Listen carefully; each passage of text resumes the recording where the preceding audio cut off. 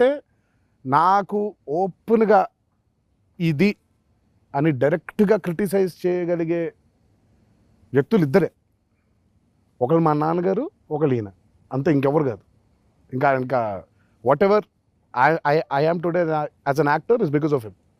నేను ఇక్కడ సక్సెస్లు ఇవి మాట్లాడట్లేదు, యాజ్ అన్ యాక్టర్ అది తన వల్లే. కంటిన్యూ. నాకు తారక్తో ఓన్లీ థింగ్ ఏంటంటే I know him so much as an actor. ప్రతి ముఖ కవళిక, ప్రతి కదలిక, ప్రతి మాట, dialogue, he can't surprise me because I know everything.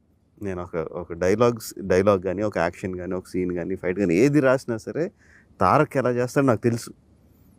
And ఎక్కువ చెప్పను కూడా తనకి. మూమెంటే ఎక్స్ప్లెయిన్, తను ఏం చేస్తాడో తెలుసు. కెమెరా పెట్టిన వెంటనే యాస్టీస్ అదే చేసేస్తాడు.